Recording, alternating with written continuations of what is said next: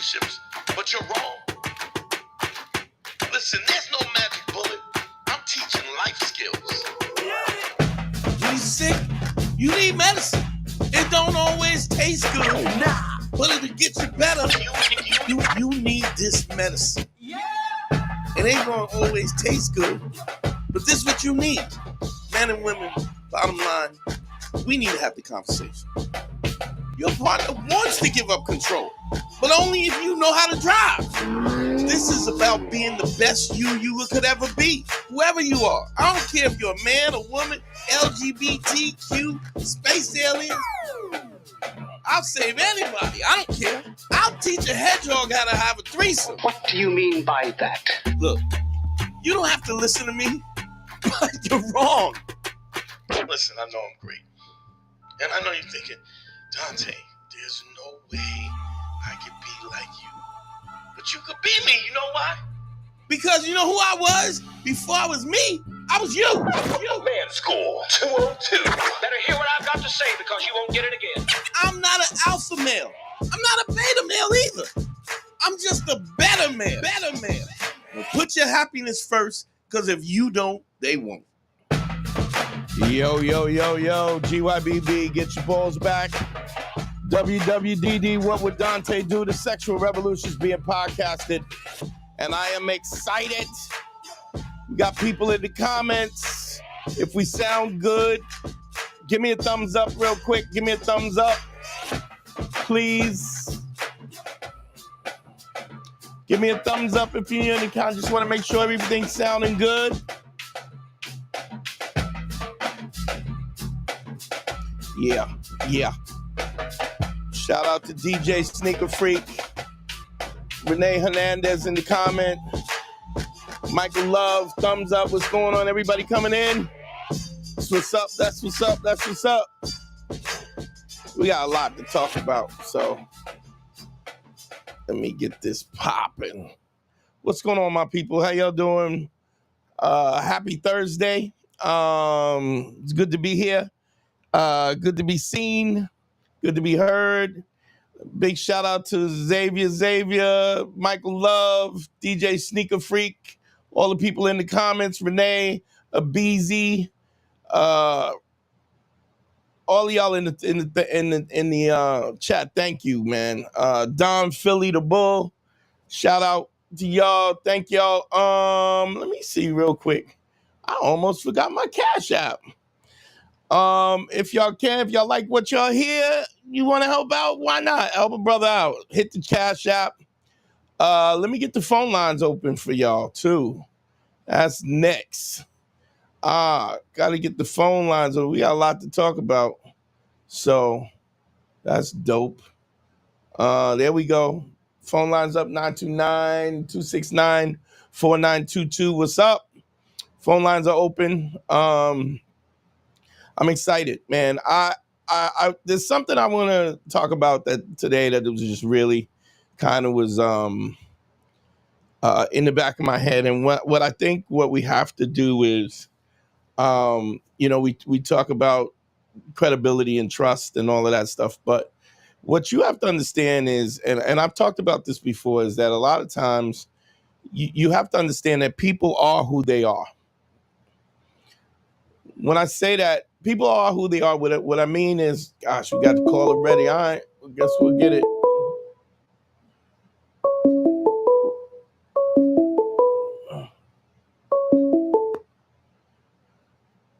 Let's see if it comes in. Come on.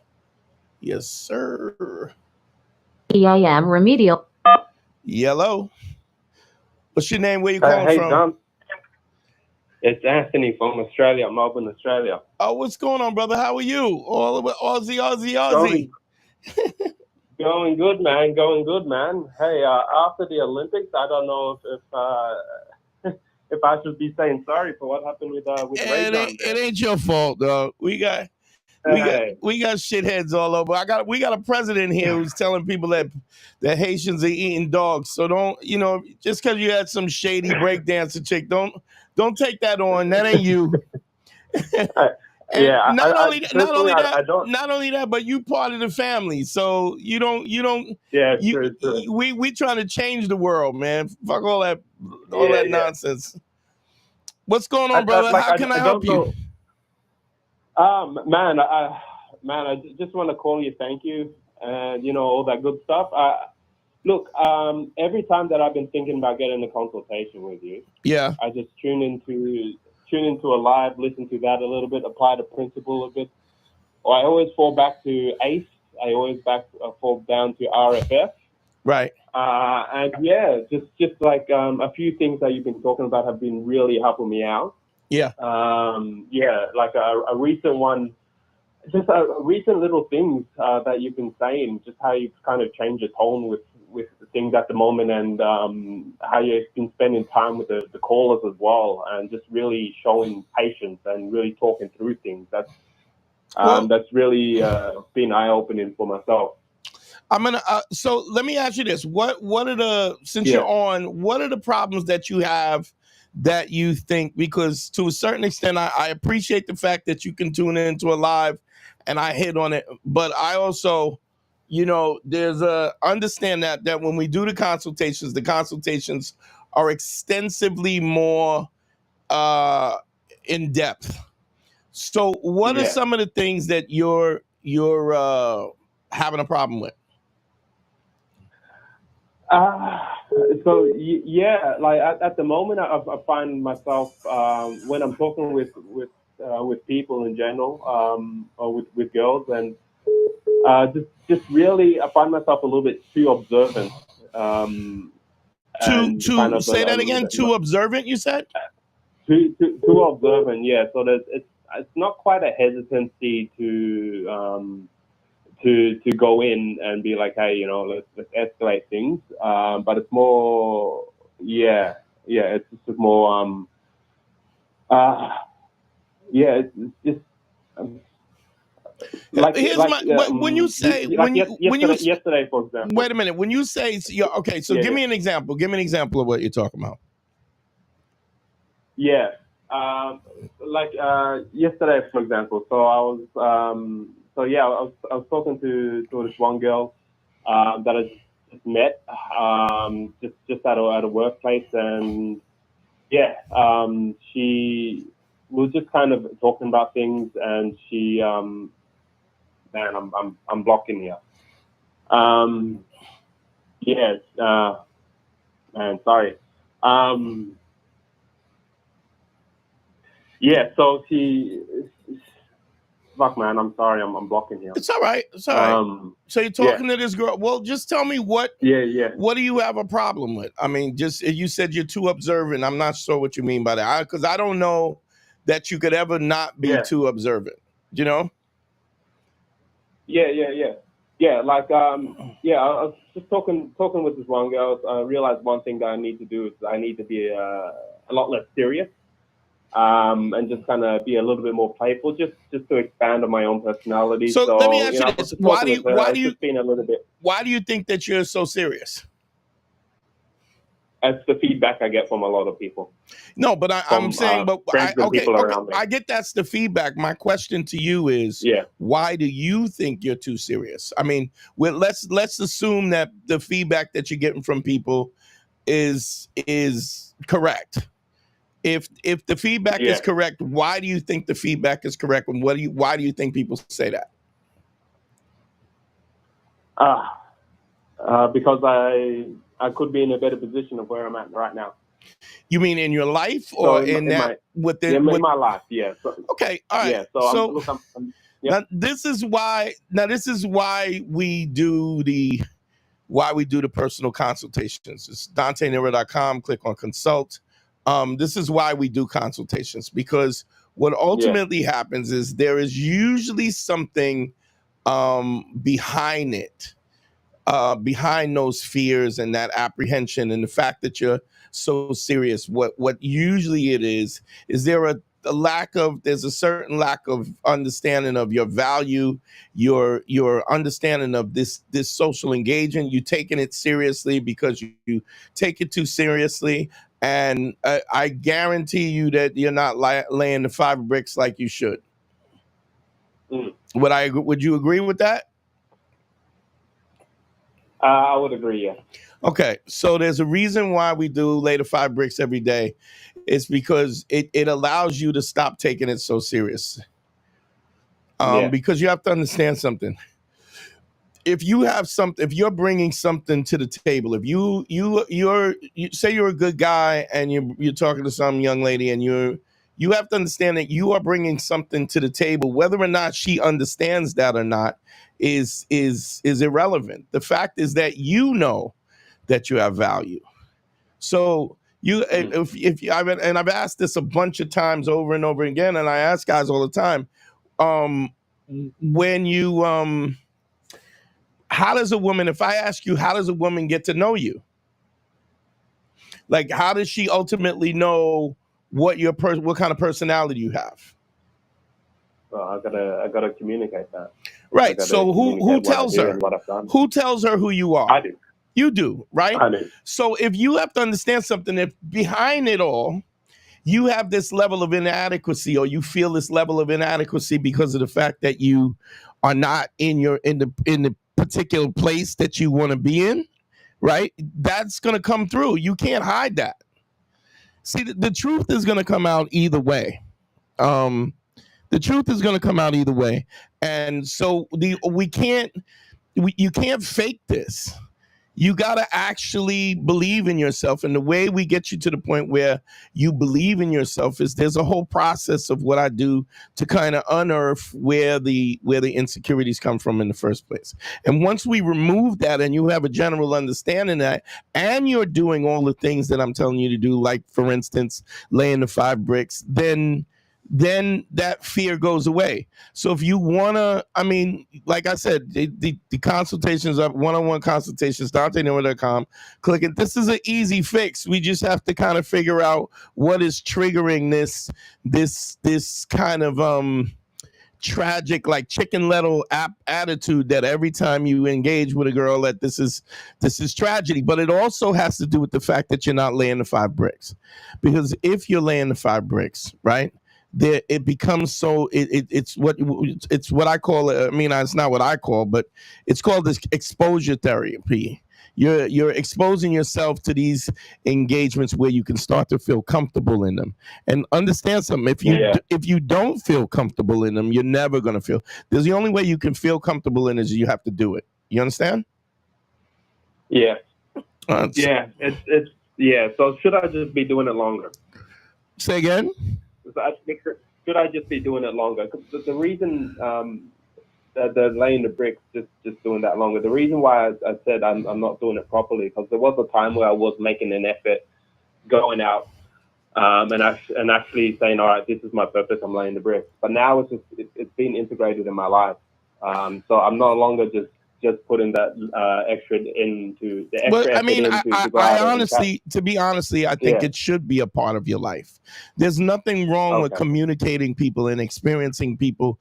Like, for instance, I speak to strangers all the time, but I speak to strangers, not just women, but men, everybody, because of the fact that my life is in abundance and I want to meet people. I want to explore things. I want to experience people and life in general. And when you approach life in abundance comes back to you. Does that make sense? Yeah. But you can't fake it. I mean, you can fake it till you make it, but eventually it all falls apart if that's not really who you are. Make sense? Yeah. All right, brother. I appreciate you calling, man. Yeah, cool. Hey, I'll book a consultation with you. The other thing I wanted to let out as well, that Cash App that you have there, I can't actually donate money to you because I'm in Australia and I don't have access to that app. I do PayPal. If you just go Dante Nero PayPal, I'll put it up though. Okay? All right, cool. Thank you, brother. I appreciate you. No, bye. Later. You know what's interesting about this is that I love all of y'all and all the fans and everything that we do, and I'm really happy that guys are growing and they're learning and all of that stuff. But you have to do what I'm asking you to do. I get that it's difficult. Actually, no, I don't. It's not really difficult. The process in which I've kind of distilled is it's a really easy process. But you still have to do it. Hold on one sec. We got a call. To accept. What's your name? Where you calling from? My name is Josh. What up, Josh? How you doing, bro? I'm doing all right. Been following you for a long time, brother. Good. How can I help you? Yeah. So I'll keep it brief. I've been on and off in my relationship about 10 to 12 years. Okay. I made some mistakes. She's made some mistakes. How old are you? Not too. I'm 34. Any kids? No kids. Okay. Yeah. So you made mistakes, she's made mistakes, and what? Not to weigh sins hers way a little bit more than mine, though. Wait, say that again. Repeat that again. Not to weigh sins, but hers weigh a little bit more than mine. Oh, she cheated on you. You can, yeah.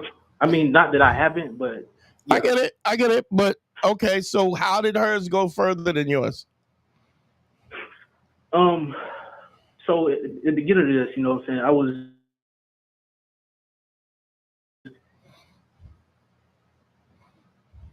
I was living with her. You know, I'm a dude that built himself up. Okay. She cashed in, and it actually worked out. She helped support me. You know what I'm saying? So I started going to school, got my degree, got a job, right. Building up since then. So before that, you know what I'm saying, the disrespect when you ain't putting in the time as far as like money and all this type of stuff, you get the disrespect living under their roof, blah blah blah blah. Right. But and what is the situation now? Is the situation still that, or is the situation where you're working, you got a good job, she has a job, or what's the situation now? We both have jobs, so we live in like separate apartments. Okay. I make enough where I can give her something if she needs it. I work off for hundreds of dollars, she needs it, whatever. Okay. And so yeah, I'm doing a lot. Does she have a good job as well? She don't make more than me. I make more. Okay. And she has her own place, yes? Yeah. Is it elaborate, or is it just a place that she lives? It's just a place that she lives. It's basic. It's basic. Okay. But so what's the problem then? So something happened like about a year or two ago. Well, I caught her hanging out with another dude. Now, how far it went, I don't know. Okay. But the context is like I don't really care any, like she volunteers who calls the phone, send these screenshots and all this. I told you don't share that with me. It's unnecessary. I don't care. Wait, go out. When she volunteers, who's talking to her? When she's talking to somebody on the phone, you mean? Yeah. So she's like, oh, I'm talking to this person and what such and such and such, right? Yeah. So here's my question also. If she's doing that, right? My question is, are we in a situation where I don't know. I guess because here's my point. If she's volunteering these this is who I'm talking to. She's doing. Why do you think she's doing that? Because she wants you to trust her, right? Right. But the ones that she don't want you to know that she's talking to, she's not going to volunteer those. Exactly. So my question is, do you think that her constitution is that she's untrustworthy? I already have a peg that's untrustworthy. She can't buy my trust. Okay. Then why are you still dealing with this? I don't know, man. That's the thing. Like that is not an answer. You should never, as a man, if you want to consider yourself like as a man, you should always, and I mean always, be in a situation where you are where you're where if you're in you should always know why you're doing what you're doing. Do you understand? Right. And if you don't know why you're doing something that you're doing, then that is a problem. That is a huge problem. If you're in a relationship and don't know it's a relationship that you shouldn't be in, you understand? I guess I feel like I owe it because she supported me so much. Did you support her? You know, I have supported her. Yeah, I have. Okay, in the beginning when I didn't have nothing. Right, but when you, I mean, so you didn't have anything initially, and then you did, and now you're supporting her, right? Yeah. I mean, So she got her own is it? job Wait a minute. So let me ask you this: is the relationship good or is it not good? I mean, like, if outside of just basic relationship, like, she make me laugh. She's actually a cool person. She follows my direction or whatever. I just don't try. I have her pegged as a liar. All right. So here's my thing. If you want this relationship to move forward, right? If you're gonna, if you took her, she cheated and you took her back, and y'all supposed to be in a relationship, right? You either gonna be in a relationship or you're not gonna be in a relationship. You can't have one foot in and one foot out. So if you're gonna forgive her, you forgive her. That doesn't mean you forget. It just means that you forgive her, and you understand something. You know, like this is a thing that I've, a little principle that I want to speak about. If I, God rest his soul, Kevin Samuels. But Kevin Samuels used to say that men don't cheat, they just access options, right? Right. Here's where I differ. Yes, I agree with that. Men don't cheat, that they access options, but so do women. Mm-hmm. So here's a situation where, like, anytime I hear a guy tripping because his girl stepped out or whatever, now there could be, we all have a level of a breaking point, whatever, male, female, otherwise. But my point is, nobody's cheating on you. What they're really doing is just showing you who they are, right? Now, you have to ask yourself if this woman is her constitution a cheater. You know what I mean by that, right? If you could break down constitution. What I mean is at the core of who she is she a person that's untrustworthy? Okay. I'm not saying, because understand something. Two things that we will always have to do as human beings is give forgiveness and ask for forgiveness. That's just the nature of the human condition, right? The problem is that there are certain people that do things and it is part of who they are, right? Mm-hmm. And and there are other things that where people I've lived a wild life, right? So I've seen people do things that I would never thought they would do, that I didn't even think was in their character, but given the right combination, right, it's very possible that people will act out of character. Primary example of this is I don't know if you're watching the whole Diddy thing, right? Yeah. But there's a lot of guys guys and girls who probably wouldn't have been caught up in some freak off parties, but getting caught up in a freak off party if you don't have your morality and your ethics in place, you will do things that you never thought you would do. Does that make sense? Right. Yes, sir. And so what I'm saying is, given a condition where you weren't, I don't know if you were working when she cheated you or whatever was going on, if you weren't giving attention or whatever, there's a possibility that based on the circumstances, she might have been in a place where she stepped out, right? My question to you is, you've been with her for 10 years. Do you know that her constitution, who she is she an untrustworthy person? I would say this: if she was under pressure and she was in trouble and got arrested, she would not snitch at all. Okay, so in essence, you're saying that she's not an untrustworthy person. So did you ever talk about what was the thing that made her, why she stepped out, or what was the reasoning behind it? Well, my mom was sick, and I was staying with my mom in a different city for a while, probably about 30 minutes away. I was spending a lot of time with my mom before she passed. And I wasn't there. I was with my mom for months. Okay, so here's a question I want to ask you. if that is the case, is it simply a fact that if you're not available to her for any period of time, that she's going to step out? Is that something that's your concern? I'm not even, to be honest, Dante, I'm not even really, like, if that happened right now, I would have I'd be like, okay, it's a wrap. Like, I wouldn't cry. Yeah, I get that. But what you're also in a relationship that you're not really in is what my concern is. That you're wasting your time with somebody who you're not really putting, you're not put, and not only that, but let's be honest. If your attitude is like, I could take it or leave it, right? Chances are overall that you're probably not putting all of yourself into this relationship anyway. So let's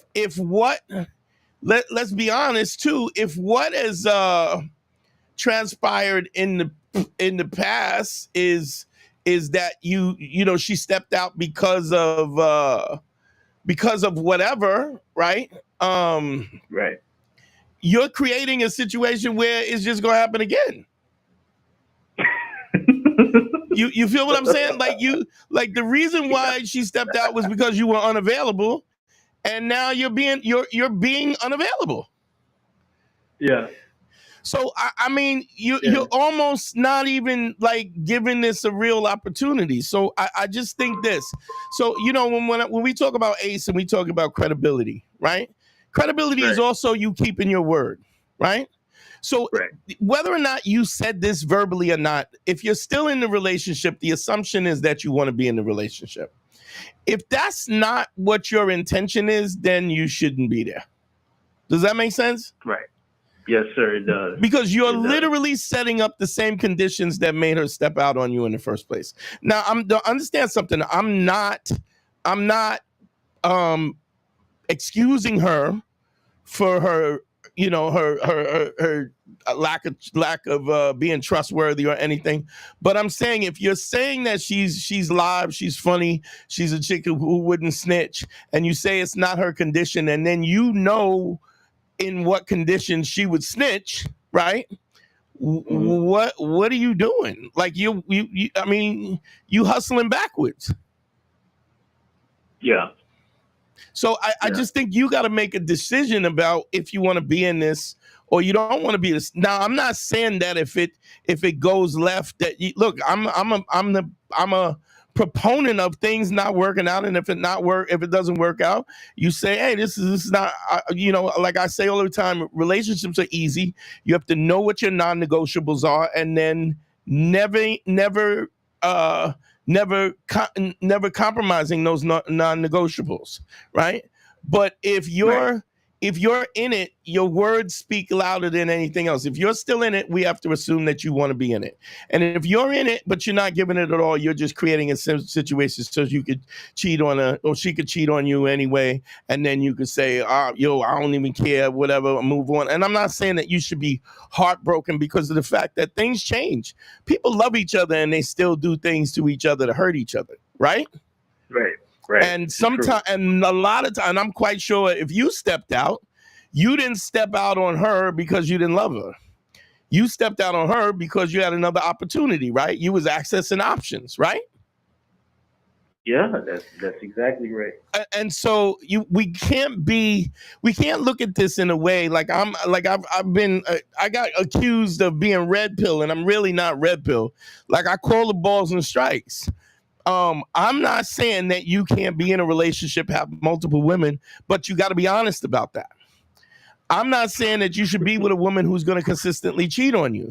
But if she cheats on you, there's a reason why she cheats on you, and then you have to decide whether or not she's trustworthy or whether or she's not. What is her constitution, or whether or not I'm going to move forward. But if I stay in it, then that is it's like, look, if I call you a punk and I smack you in your mouth, right? And you don't do nothing, you a punk, right? You a punk. You don't have to say, yeah, I know I'm a punk. We all could see it. My father used to say, you don't have to say that a glass is dirty. All you got to do is put a clean one next to it, and everybody can see. My point is, people are observing what your actions are. People listen. Yes, I'm not saying don't listen to what people say, But watch what people do. And if there's an incongruency or there's a contradiction between what somebody says and what somebody does, that should set off the red flag. Now, the question is, when we don't have value, what do? We ignore the red flag, right? Mm-hmm. Because we don't really want to believe it. But it don't go nowhere. Do you feel me? And I'm not a person to tell you what to do or not tell you what to do. I'm gonna read it for you. I'm gonna sort it out for you, and then you have to make the decisions about the honesty. And this is when I talk about authenticity and honesty. It's not just you being honest with other people when you speak to, it's also being honest with yourself. And I'm quite sure just this conversation we're having right now, you know that you haven't put your all into this relationship, right? Oh, for sure. And I know that because you said if she cheated him on, it's whatever, just be over. But here's what I'm saying, dog. If you're not willing to be in it, right? Why waste your time doing it? Right. Or make a real effort to make your relationship and make, you could tell her, you got to act like you trust her, even if you don't trust her. Because here's what you really want. You want to cheat. You want a broad that cheats on you. You want her to cheat on you. In fact, you want her to cheat on you as quick as possible. Do you know what I'm saying? So this way you get a litmus of who this person is, and then you don't see. I mean, how old are you? I'm 34. All right. So here's a crazy thing. You're 34. I'm 58. Right? Yeah. At 34, I don't know if you're getting to the point where you understand that time is the commodity. It's not the money. It's not the cars. It's not the chicks. It's not the houses. It's time. Because without time, you can't consume it. Here's a crazy thing. We were just talking about Diddy, right? Diddy got spotted in Central Park laying on a rock and riding a bicycle. Do you know why he's doing regular stuff now? Because he's getting ready to do long time. He getting ready to do football scores. So riding a city bike is something he would never do when he was riding high. But right now, the simplicity, if I could just lay on a rock, you know what I mean? I could just lay on a rock, that would be nice because you getting ready to get it. So what I'm saying to you is you're wasting time in a situation that you either need to make a decision or get out. Facts. And you're talking to me, so I'm going to say it from your perspective. It ain't fair to you. You're not even being fair to yourself. You feel me? This is true. Yeah, I do. And the clock is ticking, dog. I understand. Everybody who's listening right now, understand this. You give up 24 hours of your life for whatever you did in the course of that day. Stop wasting your time. If you want to, if you got goals and things you want to do, you slipping. Because I'm telling you, it's like, you ever hear that thing with somebody that smokes cigarettes and you go, that takes a day off your life. A pack of cigarettes takes a day off your life. Yeah, you don't. Yeah, well, and you hear them go, you got to die for something, right? Right. But the point is, what happens if you die on Saturday, right? You probably wouldn't smoke that pack of cigarettes, right? Because you down to your last few days, so now it matters. But when you have an abundance, then you don't act like time matters. You feel me? I feel you. That was beautiful. That was a beautiful wraparound there. Yeah. So make a decision, dog. Make a decision. If you think she's worth your time in, then put the time in. And I have to assume that you think she's worth the time because you're doing it. I mean, I love her. I don't know if it's that type of, you know what I'm saying? I love her, but I don't care. Yeah, I mean, people love, listen, just people love, look, I get a little flack by this. A woman could be with a dude that beats the crap out of her. He could still love her. What the point is, he just won't know how to express his love, or the way that he was raised, he expresses love in a violent way. And I've seen that with women too. I've dated women who will do anything to start a fight, will egg you on so that you're physical with them because and you're like, yo, what is wrong with you? And you'll literally realize that when you look at their household or their family, this is how they operated. So this is the norm. Violence is a norm to her, you know? So Right. it feels normal, so that's what they want to go back to is the normal. And so when you're a guy and you go, well, I love you so much and I want these things for you. When somebody doesn't want that, when they don't have their own self-value, they will sabotage their own life. Understand?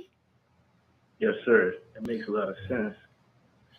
You know, so make a decision, bro. And if you need me, you know, I'm if you there's things that you need to talk about or you need to sort it out, here it is. Just DanteNero.com. Slip one-on-one consultations. Just click on consult and I'll help you sort it out. But I mean, I feel like you have a handle on it already because I can you know, like I'm paying attention so I can hear the difference in your energy. It's like and I'll tell you, you tell me if I'm right. Your attitude is like, yo, what am I doing? Like I'm playing myself. And that's where the laughter comes from. You know what I mean? Because your pride is causing you to make these decisions, right? And the only person you screwing over is yourself. Yeah. Okay? Yeah. All right, family. I appreciate you calling. I appreciate it, bro. Yeah. Thank you. Yeah. Understand this, y'all. I want to say this right up front. When you stay angry at somebody, all you're doing is giving them permission to hurt you. You're letting them rent space in your head. Don't get me wrong. I think there's absolutely times and situations where people are on purpose. They are abusive or deceptive or trying to. But most of the time, understand this, 98% of the time, people do things because of their own insecurities or their own desires or their own selfishness. They're trying to get from point A to point B, right? And you just happen to be in the way. And so they run up your back and you think it's personal, but it's not. It's really not personal. It's just a scared little weak person who doesn't know how to have control over their life. Hey, how you doing? Where you calling from? Hey, it's George. How you doing, Dante? What's up, George? Where you calling from? I'm from California, SoCal, California. Oh, SoCal. What's going on, brother? How can I help you? Yeah. Always gotta check in, show some love. I appreciate you. Yeah, man. Just calling. Like, I'm always trying to call in to talk y'all up. So, I feel like I got a bag. I always got something that I'm like, oh, I learned that from Dante type of shit. Okay. All right. That's cool. Yeah. That's cool. Yeah. Is there anything I can help you with while you're on the line? No, man. I just wanted to just wanted to share some wins. Like yesterday, I talked to a girl. I haven't talked to her in a year, dude. And like, she. Like we broke up, like it's all clean break, but she only had good things to say. Right. If that makes sense. Okay. And what broke y'all up? I kind of wanted to have a little open. I wanted her to be more accepting that, hey, I'm like other women. Right. And that was too hard on her, and I want to be respectful, and I was honest. Right. And you still have a respectful relationship with her, yes? Man, it was like all love. Like I we haven't talked in about a year. We don't follow each other. Like we just nor should you, because clearly this is painful for her. Do you understand what I'm saying? Yeah. And I'm trying to be respectful. Like I understand. Like I love her. Like she's an amazing woman. Like all respect. See, now a situation like that, what I want to say to you is a situation like that is always a good situation, because if by chance she doesn't find anybody that's like you and you don't find anybody like her, you can always cross that bridge again. But you can't cross that bridge if you lose the trust, if you lose the credibility. If you lose the credibility, it all goes to shit. Because what happens is that those lies and those situations, they create a bad situation, right? Then it makes people feel inadequate, right? And so they feel inadequate because you cheating on them, or you stepping out on them, or you being dishonest. They have to figure it out in their head. It's like, so it ends up, most people will go, well, I guess I wasn't good enough, right? And and so now I gotta demonize you because you're telling me I'm not good enough, right? And from what you said, she's an amazing woman, and that's not what you're saying at all. You just on some other ish, you know what I mean? Like, and understand, I'm not judging you. It's not a judgment, but I'm saying you. So the analogy I give, right, like this, and this is no disrespect to you in no way. Let's say tomorrow, you met a dude, and the dude was hitting on you, and you was like, oh, I'm in. Did he do it? Yes, he did. Right, and you had to tell your girl, listen, I really like you. You're an amazing woman, but I'm gay now. I like dudes, right? Okay. She can rectify that in her head. She can qualify that in her head because she's going, well, I'm not a man, right? What he wants is just something else. He wants something that I can't give, and so, you know, you even if somebody, even though there's pain and something like that, and there's rejection to a certain extent, it's something that you can quantify because of the fact that she understands that if you want a man, you don't want her, right? It wasn't a knock on her. It's a loss. Like, yes. it's grieving. But it's not a knock on her for sure. But here's my thing. Let's say you're with somebody, and you're a simple dude. You ultimately want to live off the grid, right? And you want to gather rainwater and homestead, and you want to grow your whatever goofy pine cones. Goofy ish you want to do, right? And she wants to live in the city in Midtown Manhattan, and she wants to work in finance, right? Right, it's not gonna work.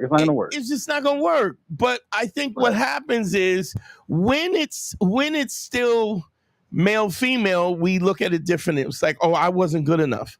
No, it's just the analogy I use. I love, my favorite ice cream is chocolate ice cream. If you ask me why I like chocolate ice cream, I can't tell you why. I just do. Right. How about this? I hate mint chocolate ice cream. If you ask me why I don't like, I don't want no mint in my chocolate. You know what I mean? It's real simple, you know? But if you're gonna get mad at me because I don't like mint, do you understand how goofy that is? Right. No. It's just, you just don't like it. Like, I'm gonna be okay. Yeah. Like, you're gonna be okay. I'm gonna be okay. We can go on with our lives. Well, hold on. Now, you can't really say that she's gonna be okay. You hope that's the case. But I'm saying, to be honest, what's most important is that you gonna be okay. Right. Maybe when I said she's amazing, when I said she's an amazing woman, like, she's honest. She's like what we talk about, like a girl that's hot versus a girl that's got accountability, a girl that is loyal, a girl that, like, so when I say she's an amazing woman, I meant like she's a beautiful woman for sure, but I meant like those deeper values that I'm starting to see. I get what you're saying, and I don't care. Do you know what I mean? Like I mean, no disrespect, but whatever floats your boat, right? What I am saying is, what you have to do is you have to maintain your credibility, and you see, absolutely. And this is a primary example of when you maintain your credibility, and you say to somebody, "Hey, listen, I'm young. I still want to smash. I still want to move around. I really like you. I like hanging out. If you want to still hang out, I'm totally down. But I'm gonna do what I do." And then she can make a mature decision about if it's too painful to be with you, or if what you bring to her life is important enough that she wants to. She'll make the compromise, or she'll go, "Hey, I want to. I still want to rock." But the fact that you give somebody that,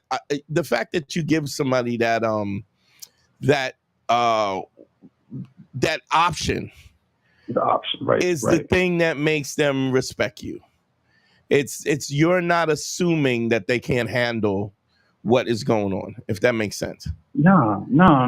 It was all respect. It was all respect, and that's all it has to be. Now here's the other thing: if you are respectful and you're doing the right thing, right?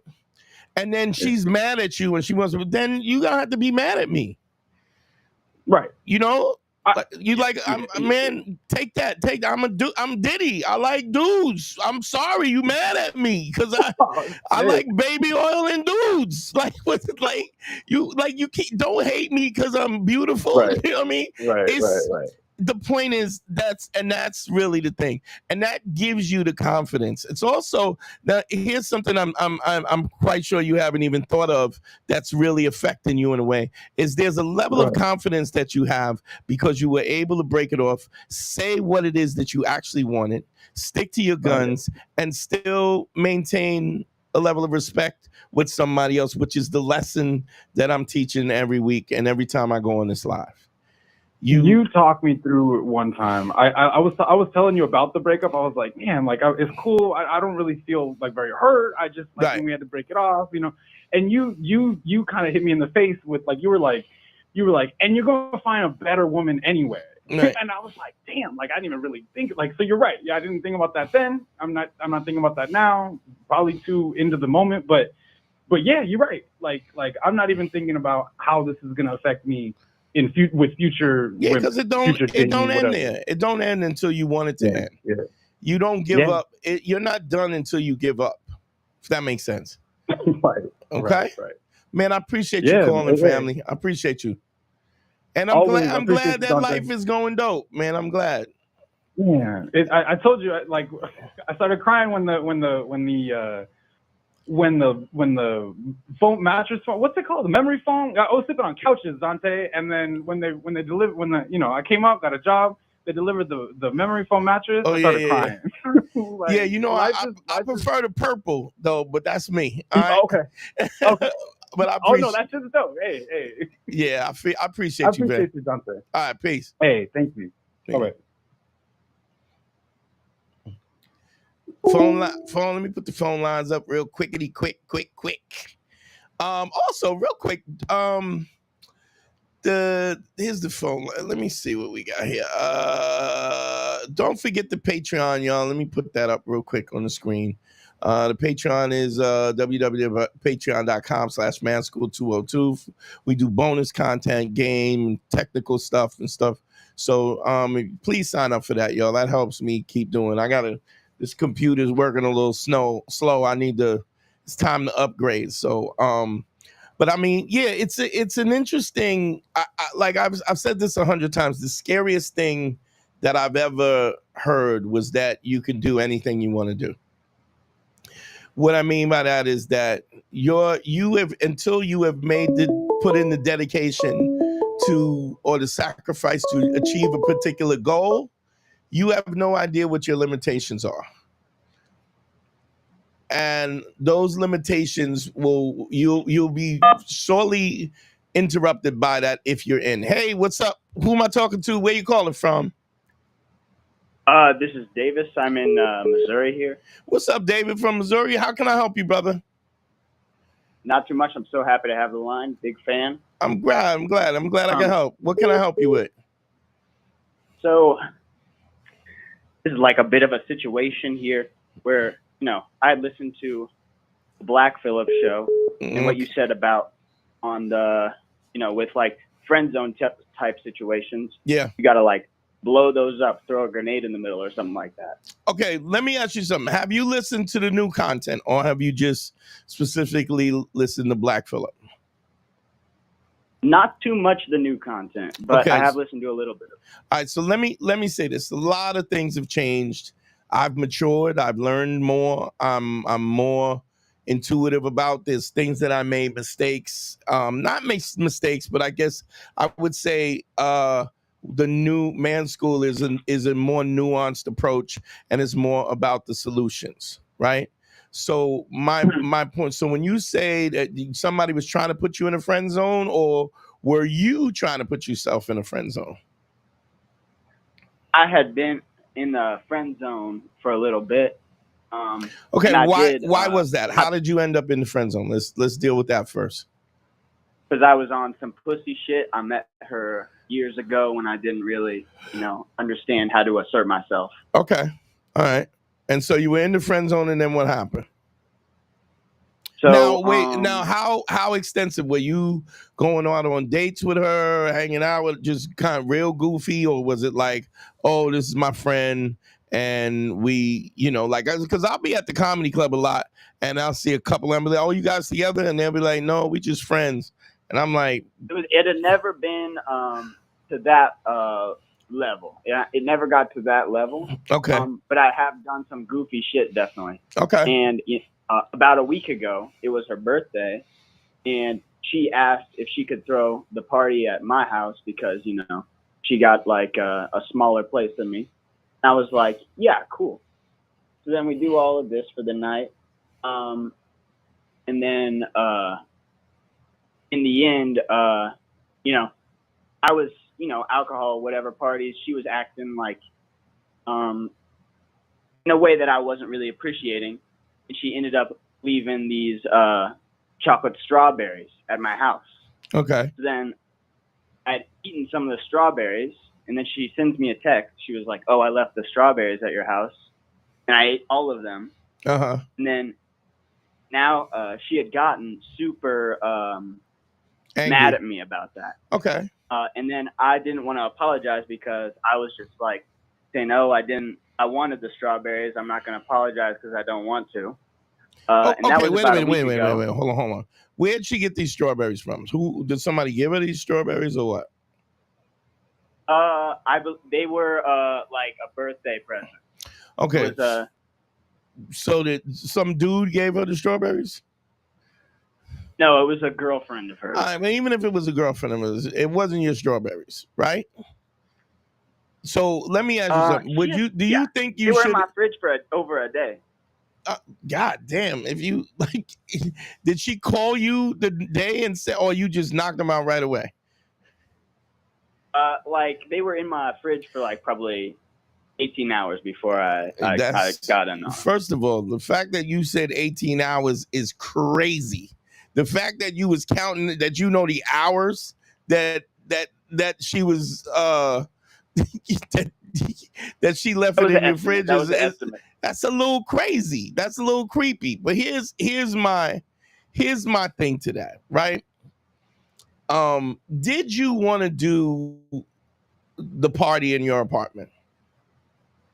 Yeah, I was happy to do it. I have records and all of that stuff. I mean, but you like this girl, yes? Yes. Okay, if you didn't like this girl, would you have just let somebody throw a party in your house and then have to clean up afterwards? Nah.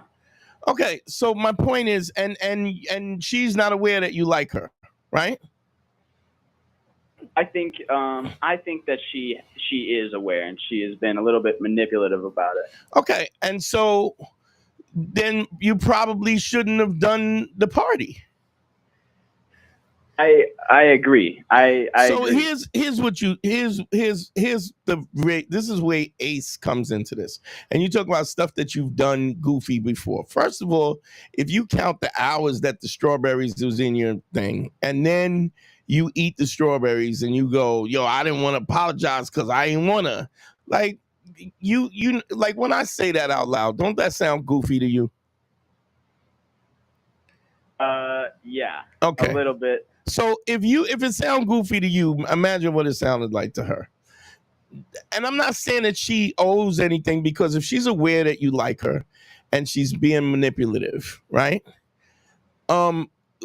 Here's a situation that maybe how you could have, and the Xander is saying this on the same. You ate the strawberries out of spite. I'm not saying you don't like chocolate covered strawberries, but you ate the strawberries and you're also going, well, I ate them and I didn't want to. I mean, that's just goofy, dog. And not only that, but if if y'all was smashing, right? And she said, "Oh, you ate my strawberries," and you would say, "Don't worry, I'll get you more," right? Yeah. Okay. So what I'm saying is, how about you go and the next time somebody says, "Why don't you be honest about what your feelings are?" She says, "Listen, I was wondering if I could do my apartment in your," and you go, "Listen, you're not my girl. You know I like you, right? You're asking me to do something and you're being manipulative, and I know you like me. Now, if you don't like me, I that's fine. But I don't want nobody in my house. I don't want to clean up. I don't want your strawberries in my fridge for 17 hours, much less 18 hours. It's just too much. You've gone too far. You feel what I'm saying? But the point is that you were dishonest in the first place. You've been dishonest. I know. I wasn't being honest to myself either. Exactly. So you didn't want to throw nobody wants to throw somebody else's party in their house unless you close. Like if that was your girl, you probably might even throw her. You might throw her a surprise party. Because but can I throw another detail into this story? Sure. I threw down the gauntlet, and girl, she was texting me. She was trying to call. She was really mad for like a week, and I just got disengaged. Okay. And now she's coming back at me on the other end. You know. But still, you have still not been honest. Like I know, but understand something. Let me fast. There's a way I can resolve this. Real game is no game. You know what that means? That means if you listen to, if you read the game, you read pickup artists, if you fresh, whoever you know is trying to tell people how to do this, right? Real game is no game. You got to be the dude that you say you are.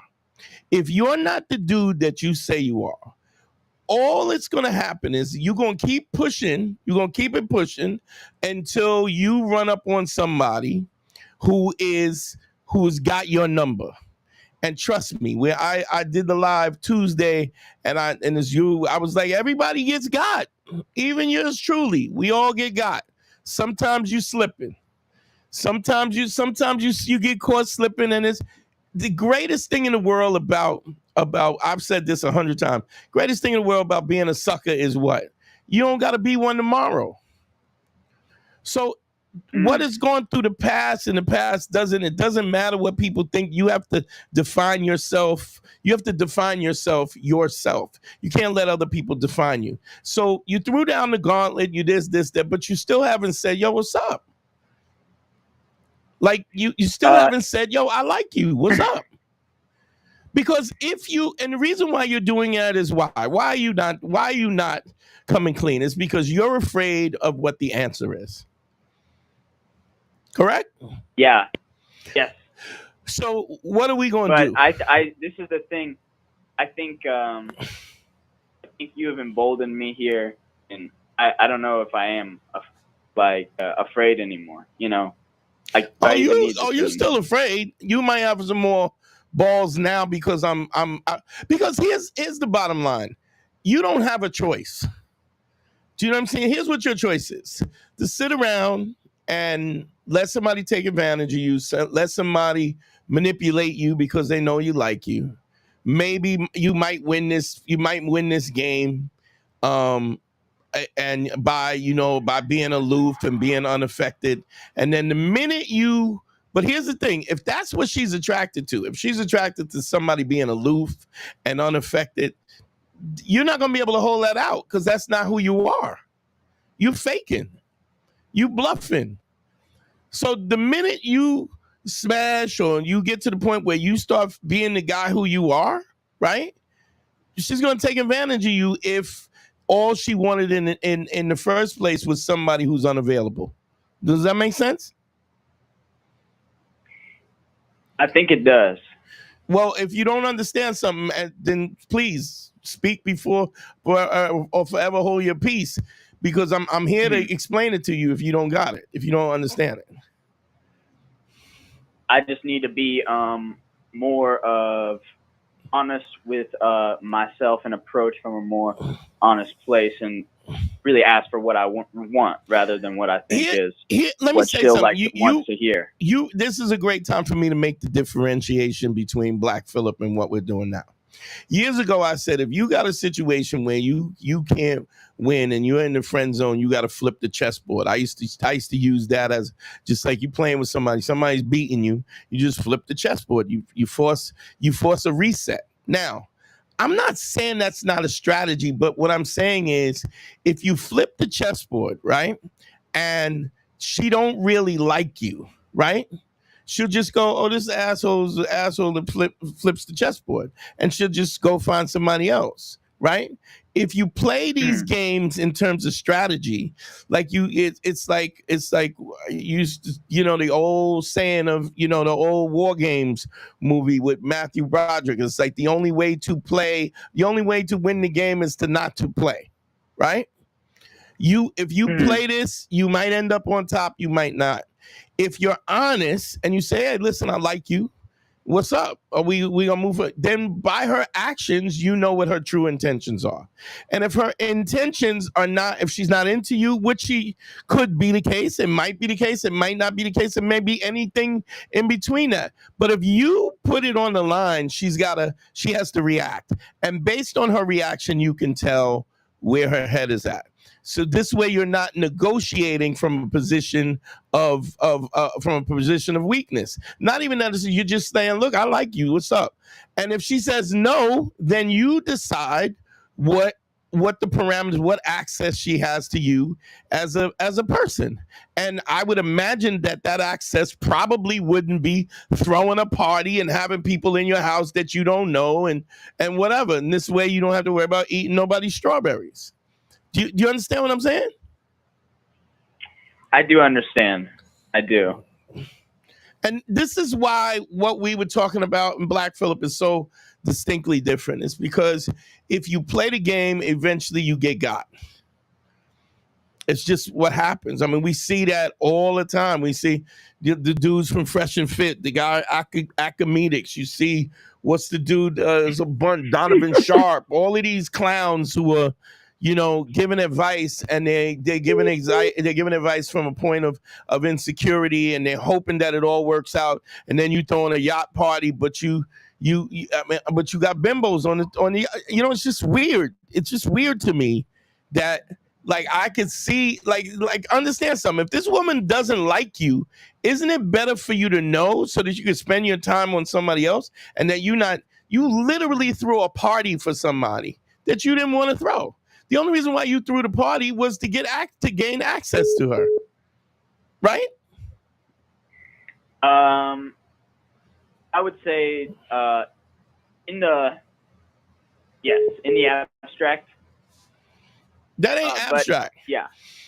Throwing a party, like I don't listen. I have friends that can't throw a party in my crib. I don't want nobody in my house. I don't want you putting your drink on my coffee table with no coaster. I don't like it. Yo, go rent a place. Get out of here. And I would say that to people who I care about. Like if I let somebody utilize my home for a party, this is a favor. Be clear. I'm doing this as a favor, and I'm gonna make it clear. I don't want nobody in my house. I don't like people in my house. I don't want 3 people in my house unless it's a threesome. This is my space. This is where I'm peaceful at, and a lot of times I don't want nobody in my house. So be clear. So go back to the War Games analogy, I think for me right now, I'm playing, but I'm fine whether I win or lose. I'm just gonna have to see how the game plays out. That's not the point. That's not the point. You don't play it. You don't see how the game plays out. Because if what you're saying is that you're afraid of what the outcome is, rip off the Band-Aid, dude. Rip off the Band-Aid. Just go, yo, I like you. I want to take you out to dinner. The only reason why I'm kind of mad that I think I like you, and if it's okay if you don't respond, if you don't feel that way, give her it out. but I'm not like, but also so, it's just I see you as a friend. Okay, cool. And then you'll never see me again. Do you know what I'm saying? Because women will give you that, I see you as a friend. Yeah, your friendship is not that dope. Like, you're not that interesting. You're not funny. You're not that interesting. Your stories ain't funny. You don't really do nothing. You don't do that. Like, this is not a reciprocal relationship. It's you throwing a birthday party at her house. I mean, what does she do for you? I guarantee nothing. You're right. You're right. So you're sticking this out for what purpose? How old are you? You sound like a young dude. How old are you? 20s? 23. Yeah, dog, you're a young dude. I get it. First of all, foremost, 23 years old. I'm not. If you had to do, I ain't having no girl at 23 years old. I'm shooting threes and I'm putting up numbers. 23 years old. Because what's the chances of you meeting somebody that you're going to be with for the rest of your life? And if you take on the moniker of being honest and credible, right? If you make this monogamous kind of promise, then you're supposed to keep it. You feel me? Yeah, I do. Child of divorce. Huh? I'm a child of divorce. It's I understand the commitment. I get that, but the point is also, whether you're a child of divorce, you can't let emotions have a seat at the table. You have to make decisions. Now, I'm not saying, understand what I'm saying. I want to be clear in this, and I think a lot of times men have this thing where you're not allowed to feel, or you're not, you know what I'm saying? We don't give ourselves space for that. What I'm saying is, I'm not saying you can't feel the way that you want to feel. What I'm saying is you just are not allowed to make decisions based on your emotions, because the only person that's going to suffer from that is you. Make sense? It does. Call this girl up. When you get off the phone with me, call this girl up and say, yo, look, I like you. What's up? Let's go out and see if we fit. If she says no, then Thank you, Dante. You don't got to waste no more time with somebody who's not, you know what I'm saying, who's not into you. And you'll know if she is, because you backed her into the corner. There's no more where she can ask for favors because she knows he likes me. And so he'll do it for me because I say this all the time, man. I always got some old chick from 1990 hits me up. Oh, hey, what's up? How you doing? Oh my God. Some old bitch from back in the days that I used to smash. She's, oh, my daughter graduated from Penn State. And, I'm just so happy. She's going to biomedical engineering. And I'm like, yeah, but you got some ass, though, because that's what this call is about, right? This call is about because you haven't found somebody better and you swinging back around to see what I'm doing. The honesty is there whether or not people say it or not, if that makes sense, right? It does. Rip the Band-Aid off. Call it a night. All right, and then call me back. Call me back on the live on Sunday and let's talk about it, okay? I will. Thank you, Dante. All right, brother. Night. Peace. Yeah, you can't. You trying to. It's just shady. You know what I mean? It's like it's creepy. It's just creepy when you're doing that. It's like, what you want. It's okay that you want it. It's okay. It's also okay that she might not want it. You know what I mean? That she might not want the same thing that you want. That's okay. But I'm telling you, you don't have to. It doesn't have to be a situation where, because somebody who doesn't want you, the end of your life, it becomes the end of your life. It's not. Trust me. What's your name? Where are you calling from? Demetrius Gilbert. I'm calling from Minnesota. What's up, D? What's going on? How can I help you, bro? Man, I got real bad anxiety talking to women, and it started to give me depression. I feel like I'm gonna have missed out. All right. So, how old are you, Dimitri? I'm 22. Okay. What's your body count? Probably like 4. For any relationships, or just like a hit it and quit it, or what? 3 from relationships, 1 I just got out of recently, and actually 2, and then 2 off of like a dating app. Okay. The one that you getting out of, did you break it off, or did she? I'm assuming it was her. Yeah, it was her. Okay. Did she say why she broke up? Wasn't taking her on enough dates and stuff. Oh, okay. All right. So you probably did good by leaving that trash. But here's my point. Understand something. What are you good at, D? What are you good at? You play basketball, play football, what do you do? Play video games, what do you do? Yeah, I'm a good gamer. Okay, what game you play? Apex Legends. Damn, I don't even know that. But okay, here's my thing. You know, like when you start out playing a video game, how it's the first level is easy, right? Yeah. And as you progress, the levels get more hard, they get harder, and your hand-eye coordination has to become better, because as you first start out, right? It's simple task, and as you play it more often, it becomes more and more complex, right? Yeah. So like I'm old as hell. And I back in the days I played Madden probably up until Madden 3, right? Yeah. I don't know. I mean, maybe you would know, but I mean, I don't know what Madden they're up to right now, right? But 25. 25. Okay. So here's my thing. If I tried to, there's no way I could play Madden right now. Not with dudes who play Madden. You understand what I'm saying? I haven't been in the whole Madden universe. I haven't played. There's so many things that have changed. The graphics are different. There's more stuff. You can do audibles. There's all kinds of stuff you could do that just wasn't even available when I played the game. My point is that you have to stick with it. When you play Apex, you gotta be in a situation where you start at the level, and it's even the first level maybe is not the easiest initially, but when you stick with it, you get better. Understand this. Women are the same thing. Social engagement, social interaction is something, it's a skill set that you can learn. I can teach you it. It's not hard to do. So have you been listening to how long have you been listening to my content?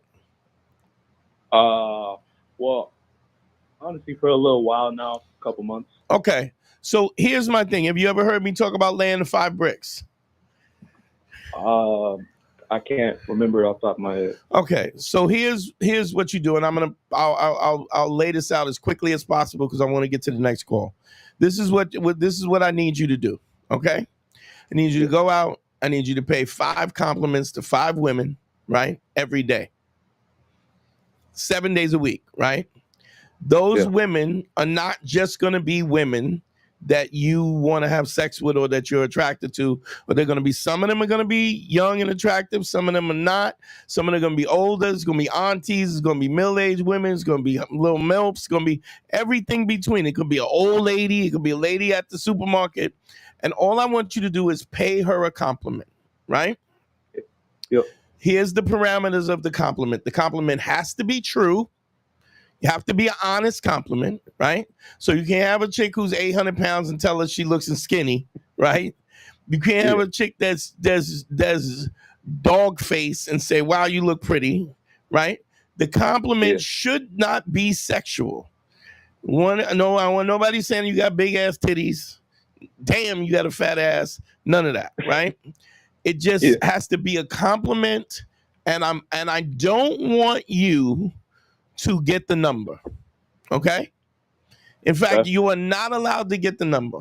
All I need you to go is, wow, I like your shoes, and keep it moving. Can you do that?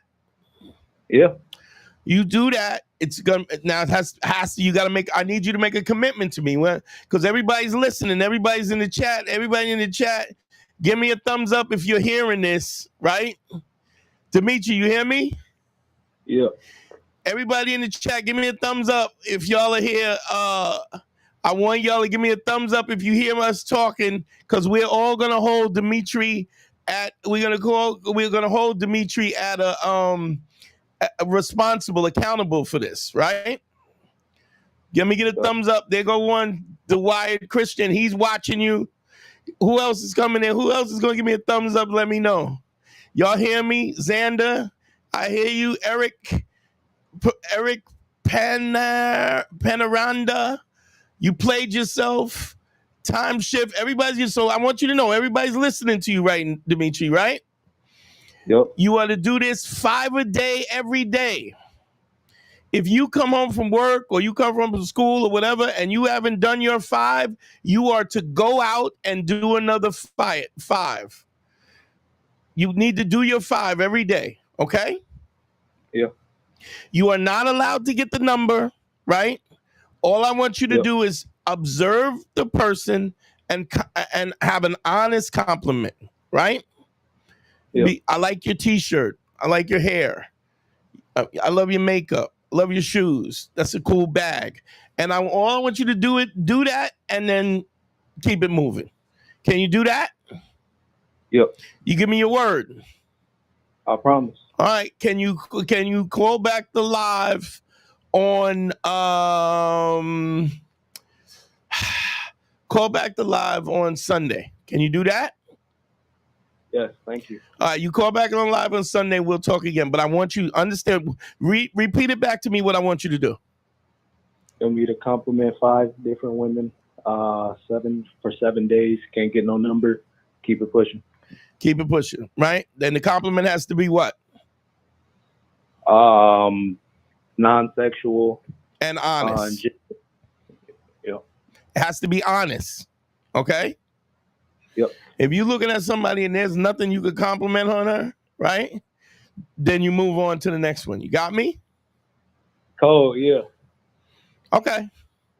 Yeah, so the Wyatt, I'm going live on I'm going live on Sunday. I'm definitely going live on Sunday. So Dimitri, you gonna call me back on Sunday, right? Yes, sir. Honest, all different kinds of women, all shapes, all sizes, all ages, non-sexual, honest, 5 a day. Can you do that for me? I'm gonna do that. All right, D. Back Sunday. I'm holding you to it. We got thumbs in the comment. They want to make sure that you do it. So people are holding you accountable. Okay? Thank you. All right, brother. I'll hit you back. Or hit me back Sunday. Yep. Peace. Dimitri, we listening to you, Dimitri. So you know you gotta get on it. Get on it. I'll give you till tomorrow. You got to start tomorrow. One of the reasons why I think this is something that's going to be important, and people who listen, I want y'all to check back because I want to talk to him, and I'm going to show you what the transition of going through the plan on different levels. Don't get me wrong. I want you to understand that this is just the first step, but there's so much more nuance to this than you could ever understand. But it's the start, and that process of laying the 5 bricks it's life changing. Who am I speaking with? Where you calling from? This is Chris from Toronto. How you doing? What up, Chris? How you doing, bro? How can I help you? I just want to give you. I just want to thank you so much, man. You did a lot for me. Man, I appreciate it, bro. I'm glad I can help. I know you've been talking to a lot of people, but I was the guy that was in a deep depression. You got me out of a funk. Oh man, I was the guy that hated myself because it was from childhood, from dealing with my mother and shit like that. I think you remember me, right? I remember. First, give me real quick. Let me shout out Dimitri. Dimitri, thank you for the $10 on the Cash App. I appreciate you, brother. I appreciate you. Thank you, Dimitri, for the Cash App. Yeah, I do remember you, bro. I do remember. It was those calls that I get they really touch me in a way that's really interesting because of the fact I always say this is everybody kind of feels as though that I'm beyond what where they are, but what you don't understand, if you listen to the theme song, is before I was me, I was you. Was you? I was afraid. I was afraid of girls. I was afraid to throw hands. I was afraid to ask a girl out loud. I was afraid to ask a girl to dance. It's funny that you say that, because after I was done talking to you, the next day I replayed that episode over and over again. Wow. And one thing that stuck to me the most was like the moment you don't put your foot forward, you're losing this game. Yeah. Yeah. And that kept going in my head over and over again. So, after that, I started to go into kickboxing. Right. Oh, wow. And, okay. And after that, like, because for me personally, I was afraid of confrontation, right? Yeah. So it's like, you know what? Let me just do this. And ever since then, man, I've been just addicted of just improving on myself constantly. Right. Because of what you said to me. The moment you don't put your foot forward, you lose. Yeah. And that kept me going. I just want to say thank you, brother. You really put a perspective on that. And to this day, I'm still working on myself, and I'm enjoying it. I'm enjoying the journey. If you see Xavier, I just put Xavier's comment up. He says even your voice has changed. So it's when you think people are not watching, and a lot of times I think that we think we are alone, right? Understand something. There's somebody who's thinking the same thing that you're thinking.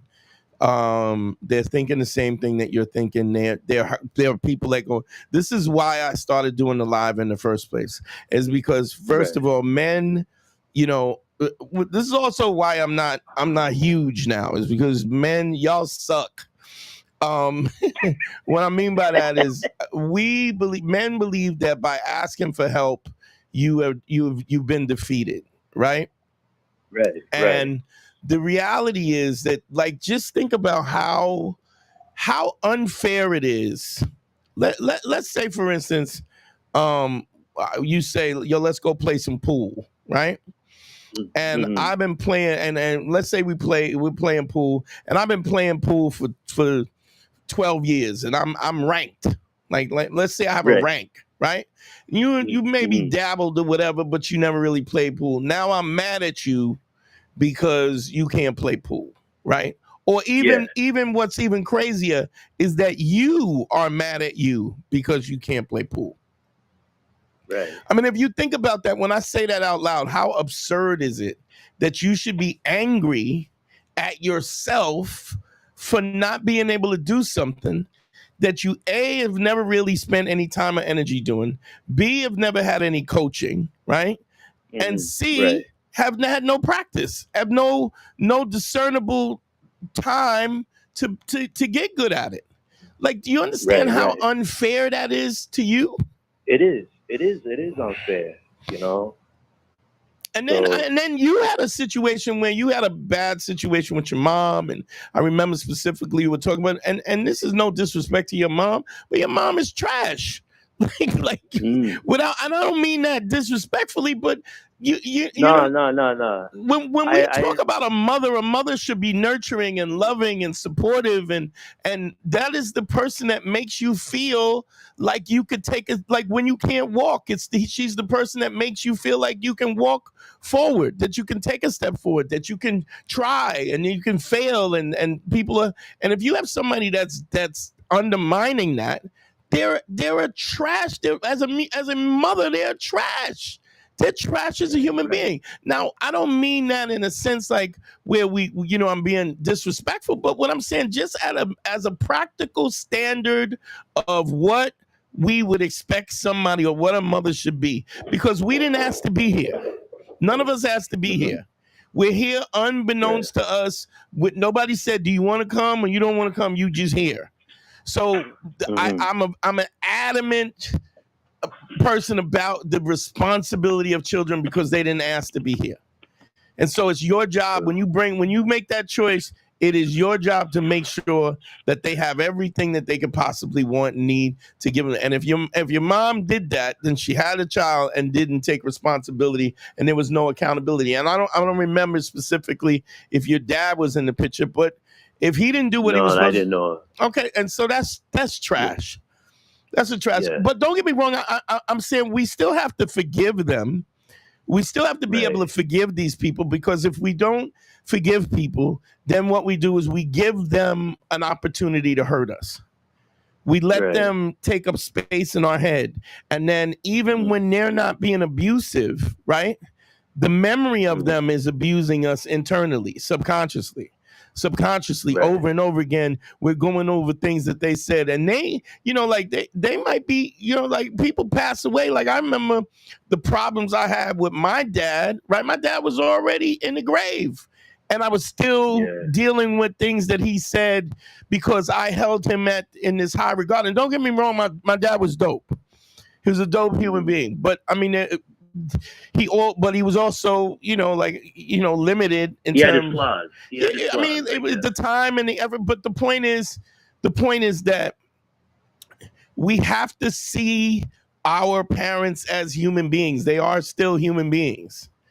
Your mom likes sucking dick. She sucks somebody's dick. You know what I mean? She got smashed. That's how you got here. So a lot of times we don't see these people as human beings, but they're still human.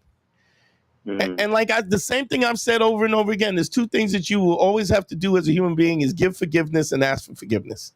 That goes without saying. That's including your mother. And so you forgive her for the shortcomings, but what you have to do is you can't let somebody who, like, for instance, you said, what was the game you said you play? What game? Oh, I'm sorry. I'm mixing the calls up. But let's say the kickboxing. Say you're doing kickboxing, right? So I'm doing kick. Yeah, I like it, man. It's like at first I was nervous and I was scared, but as I got into it, you know what I mean? It just felt like it felt good afterwards. You know what I mean? I was still awkward with. I'm going to tell you something that and understand this. The more you practice, the better you'll get at it. The more confident you'll get. But understand this. This was something that I think I thought about. I was like 13 years old, and I was afraid of maybe not 13. I was probably 11, and I was afraid of everything. Right, but I knew that there was certain, like around my friends, around my cousins. I mean, I was comfortable with them, because I trusted them and they trusted me, and it was this place of just safety. It was like this little safe space, if you want to put it. And what I realized then was, man, I'm a totally different person when I'm in a place where I feel safe and I'm comfortable in some place that I'm familiar with, right?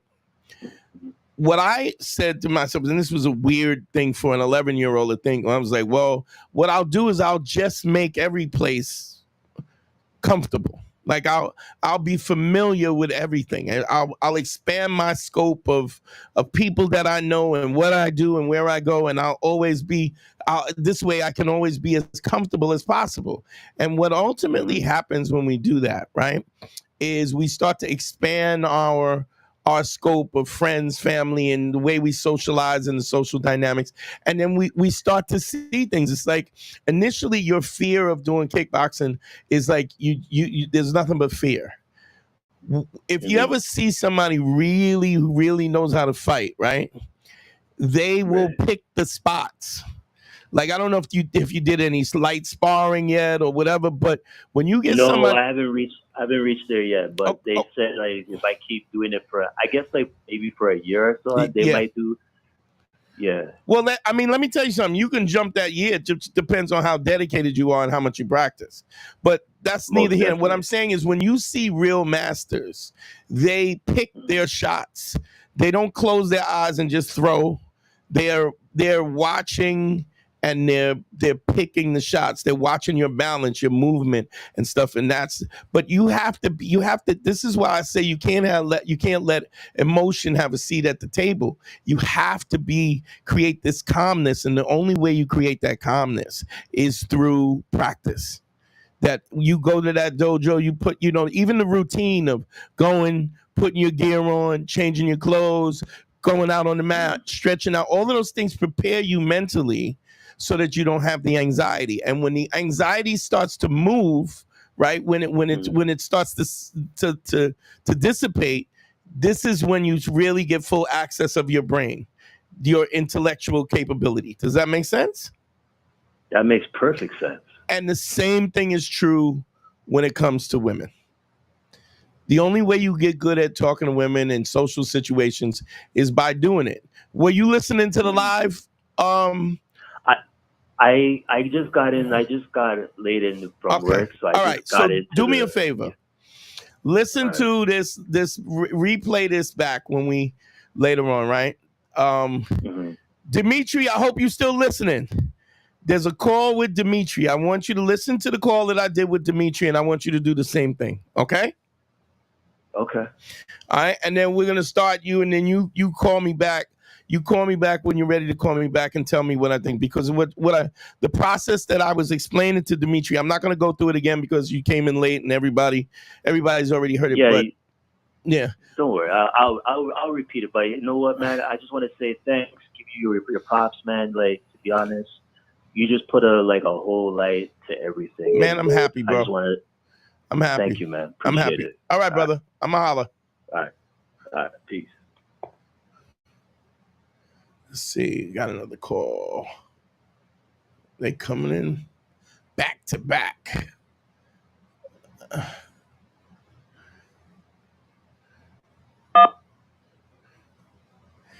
What's your name? Where you calling from? Hello? What's your name? Where you calling from? I think we disconnected. Call back, bro. I don't know what happened. I think we glitched a little bit on the phone. Hold on.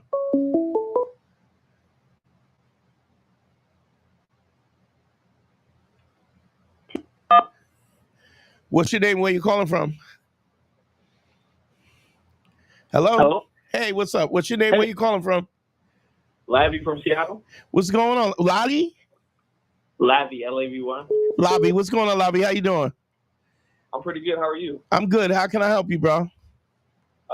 So I've been a long-time fan of the show, and I've been just trying to improve in my deficient areas. And I know you said you took salsa classes and stuff, and I was thinking about doing the same because I look like I'm a Mexican now, and a lot of Latina girls approach me, so I figured I might as well be able to dance with them. Okay. All right. Well, And salsa is not a traditionally Mexican dance, but that doesn't matter, right? That doesn't really matter. No. The point is that just the idea, salsa is a really cool thing because, first of all, salsa is a great model for a great relationship. Let me explain what I mean by that. In salsa, the guy leads, right? The woman follows. But the guy leads. His job is to make sure she doesn't run into the other couples. His job is to make sure she don't run and spin into a pole or get kicked or whatever, right? But his job is also to display her. So when you see a guy doing salsa and he's really well, what he's doing, he's spinning her, and he is displaying her to everybody else while she's dancing. But what she does is she has total trust with him because a lot of times she's not looking where she's going. You got to look where she's going for her, right? So salsa is a great model for a great relationship, right?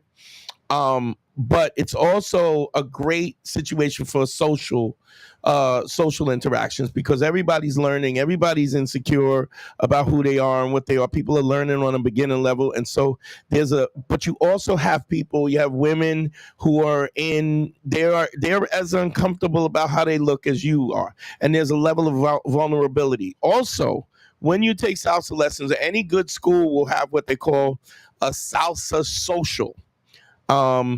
What it means is basically it's kind of a fake party. I mean, it's a party, but it's a fake party because the people in your school will have they'll get a DJ, they'll play, and then you show up and you dance with each other. A lot of times it'll happen at like after work or whatever and stuff like that.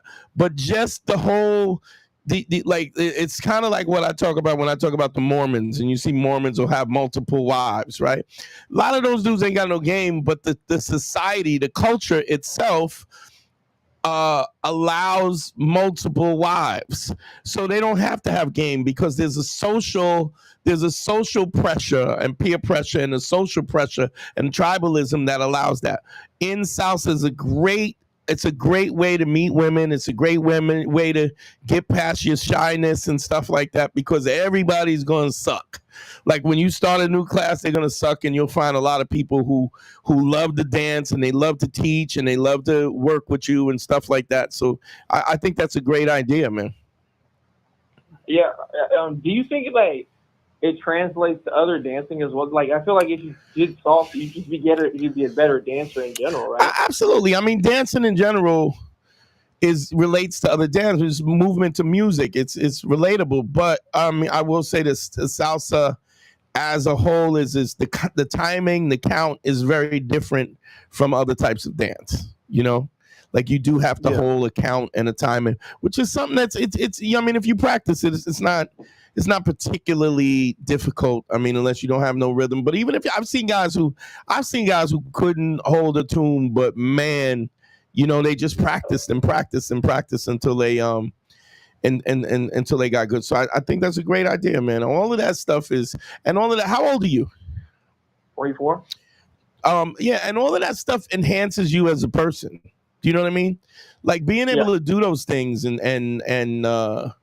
you know, and just it gives you confidence in the fact that you have so much to bring to a relationship and so much to bring as a person, because you're so much more worldly. Man, travel, read, take dance course, take an art course. Everything that you can do that makes you. I mean, I guess what I'm saying is you got to say yes to life, and you got to not bog yourself down with the haters and all the voices that'll tell you that you can't do something or you shouldn't do something or you look weird or do this. You know, I'm a weird dude. I'll tell you right now, I'm a weird dude. I mean, if you watch my Netflix history, I go from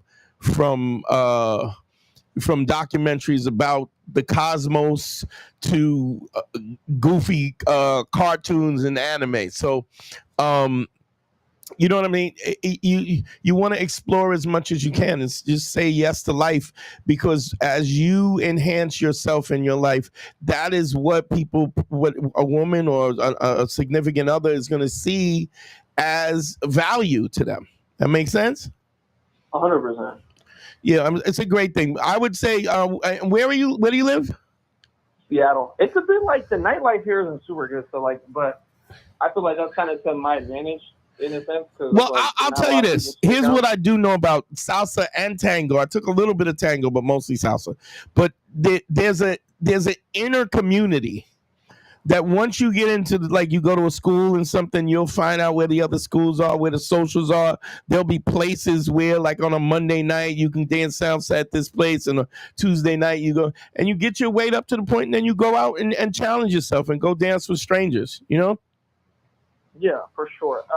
By the way, I know you lived a life, so you used to dance. I know you were a stripper at one point. Yeah, I did, but I did salsa for 3 years. Oh, you did? Oh shit. Yeah, I did salsa for 3 years, dog. I was nice. I went every day, not every day, but every week, at least twice a week for probably 3 years. Yeah. Was that first year the biggest amount of progress that you made, or was it just? No, man. It was all good. I mean, I think we also have to do is prospectively. I think we need to stop looking to stop trying to get to the finish line. You understand this? Life and love. I've used this analogy plenty of times. Life and love is something that you do for the experience. It's like music, right? Even though you know the song is gonna end, right? You don't not play the record. Do you understand? You put the record on with the intention that you know the song will eventually end, but the reason why you do it is because it's you absorbing and experiencing the process. Does that make sense? Yeah, it's about And they say rather journey, not destination. Right. So it's not about getting to the end, and there shouldn't be. I'm not going to say there shouldn't be sadness, but even in a relationship, it's about you experiencing interacting as a human being and kind of exploring what it means to be a human being. When we focus specifically on the end result, we miss all of the joy that happens before that, if that makes sense. Yeah, 100%. Yeah. And also, you like the whole thing about you presence, right? You can't. Yeah, you got to be present. Focus on the end of it. You can't be present if you're not. Yeah, you got to be present, and you get nice with combinations when you start to relax. It's weird. It's just I just put this together in my head. It's the same thing about doing stand-up comedy. You don't get funny until you don't give a shit. Like once you stop caring about what people think, and you access it the way you want to access it. That's when your life starts to take off. It's because this goes back. The principles that I talk about are in place for a reason. Never let emotion have a seat at the table. So if you have fear, that is emotion. It's even emotion if you have ego, right? So let's say 2 years let's say you take salsa for 2 years and all of a sudden you get cocky, right? Because you're nice, right? We're not talking about confident, but cocky. What will happen is you will stop growing because you think you know everything. You understand? That happened to me when I was boxing. I got complacent, and people started catching up because I was so ahead. Yeah, did you get dropped? Nah, never that. Never that. Well, I bet you got stung though. I bet you got your clock clean. Because that's the thing that makes you go, wait a minute, I need to buckle down. I just got my clock clean. When you get your bell rung, you know what I mean? But that's just life. I mean, the thing is, you got to learn these things. You got to, like, if you learned it from boxing, then you should never do that again in any situation. You know what I'm saying? Never take anything for granted. Never get complacent. Don't get cocky. Don't let your ego get out. All of those things are like super important, man. I appreciate you calling though, bro. Thank you, Dante. All right, bro. I'll let you soon. Yes, take care. The Cash App is up. Let me put up the thing. The phone lines are open as per usual. Let me plug this real quick. One-on-one consultations. Don't forget, yo, if y'all need the help, you know how to find me. Go to DanteNero.com and click on consult. That's how you get me. If you like what I'm doing, please, even if we're off air, whatever, check out my Cash App. Give me a little donation if you can. I really appreciate it. It helps me kind of keep going and keep moving and keep being able to do this and bring this content to you if you think what we're doing. Also, the other thing that helps out a lot is the Patreon. Check out the Patreon at patreon.com/manschool202. We do bonus content and we do a whole other show specifically for the people in Patreon. Stuff that I don't talk about on the live. We'll talk about specifically on the Patreon. Let me put the numbers up. We got another call.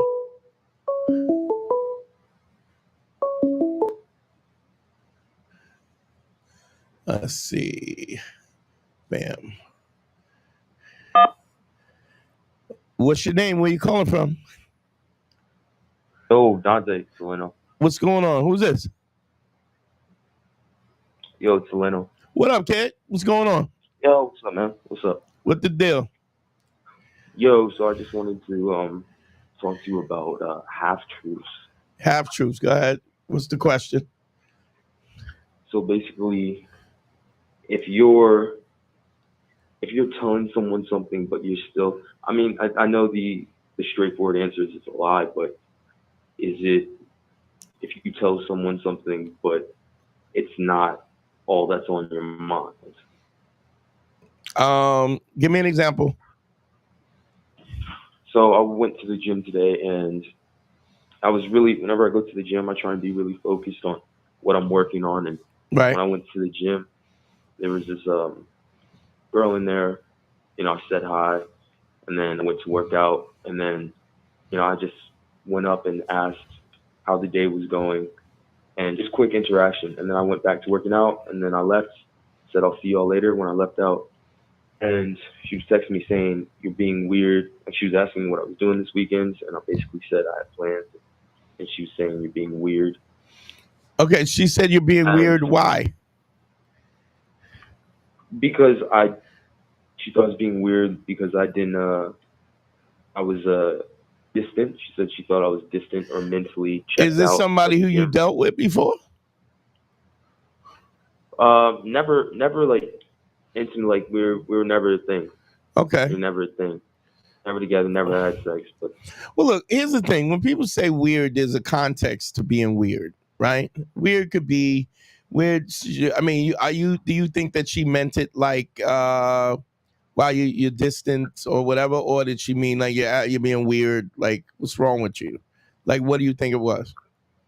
Weird as in why didn't you talk to me? Okay, so what is this question you're asking me about half truths? Well, because I told her, well, that's just me at the gym. Like, that's me focused at the gym.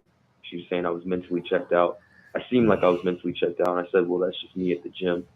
But it was sort of a half truth in the way that I did want to, even when I was at the gym, I wanted to go talk to her. But then I was like, you know what? Let me just focus on working out. So why didn't you talk to her? Because I thought ignoring her would be something. You thought what? You gotta speak up. I thought ignoring her would be something to do in a way. So she already has a man. You playing games? Yeah, that's what I thought it was. Is that playing games? Yeah, you know what it is. Come on, Celino. This is not. I mean, so let me just say to the listeners and everything. Celino is one of my students that I've been counseling for quite some time, and what Celino and I go through sometimes is, as much as I love him to death, Celino be full of shit sometimes. In that Celino will know the answer, but just doesn't want to deal with the answer. You know when you're playing games, Celino. You and I have been down on this. We've been down this road plenty of times. Did you want to talk to her? Did you not want to talk to her? Like the first thing I think that you have to do is you gotta go. You gotta go. What do I want to do, right? And then after you realize what your desire is, I mean, because you shouldn't always just give in to your desire, but what is my objective? What do I really want to do? What am I trying to do here? And if you're true to that, I don't really see a problem. Well, that's what I thought. It would be giving into a desire. Okay, so then why is it I mean, what is this? Why does this bother you? Because she said that you were weird? No. Then what's bothering you? Because I know I did want to talk to her, and she kind of like sensed that out, but I was sort of just keeping to myself. So just call her up and tell her. Yo, I didn't mean to be weird, but I just wanted to talk to you. I wanted to talk to you, but I was kind of focused on my workout, and I didn't mean to make you feel uncomfortable. What's up? Wouldn't that resolve the whole thing? Yeah. I mean, wouldn't that even resolve it in your own head? Yeah. But this is what I'm saying, Celino. You gotta understand that you being true to this, even if you couldn't be as true to what the honesty was in the beginning, you can stay. It's never too late. I mean, if you're looking for an outcome, right? If you're looking for a specific outcome, I mean, you and I both know we've talked about this 100 times. You can't make somebody do, you can't make somebody do what you want them to do. You can only present yourself in the best light possible, and then a woman makes a decision based on that. Right. And the way you keep her is by you constantly maintain your value, and you give the relationship, or you give that social engagement value. And when you stop doing that, then you can expect somebody to, she might upgrade, but understand something, or you might find something else and you might upgrade. You feel what I'm saying? Understand all of that is okay. The only problem the only thing that happens that's a problem is you being dishonest about it. Does that make sense? Yeah, it does. And and if anybody knows better than you, it's like you've been talking to me, you've been counseling with me for years. There's always even the mistakes ain't mistakes. Even the mistakes can be fixed. How many times have you had situations where we talked and you told a girl that you didn't want a relationship, blah blah blah blah, and then she bounced, and then you was honest about what you wanted as a young dude. I'm just not really ready to hook up like that or whatever. And then how many times have they come back? Plenty. I don't know when they haven't come. I mean, we would be hard pressed. We would be hard pressed to come up with somebody who didn't swing back later. Yep. So what I'm saying is just you know the principles, Salino. Just stick to them, and when you are off track, just get back on track. Two things. What do I say? Two things that you will always have to do is give forgiveness and ask for forgiveness, right? And that goes for yourself too. You feel me? Yep. All right, brother. All right. Appreciate you, bro. Appreciate you. Damn, we went for an hour and 51 minutes. We went on this lit dive. I think I'm gonna shut it down, man. Unless y'all got one more call, I'm gonna start shutting it down. If we don't get somebody in the next minute, I'm gonna shut it down. Let me go through let me just shout out everybody on the live, on the chat. Rattlesnake, what's up? The Wired Christian, Barack 70,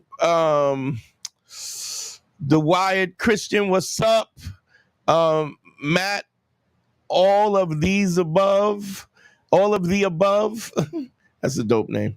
Let me see who else is in the chat. Robert Spindletree, what's going on? Lewis Oil Per, what's going on? Anthony DeRosa, what's up, Ant? Good to see you in the chat. Bam.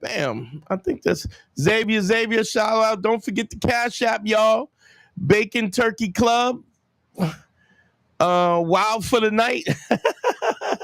That's Harry's mom. Harry's mom is Wild for the Night. Yeah, you played yourself. Hey, yo, Uber, what's going on? CB, what's popping? Yo, thank y'all all for listening and for checking in. I will be going live on Sunday. Please spread the word. Tell your friends, please don't let's go over this real quick. Y'all know what the consultation thing is. It's one-on-one consultation at dantenero.com/ click on consult. Yo, we got one more call. We're gonna do one and close it out. Let me see. Put the Patreon up real quick.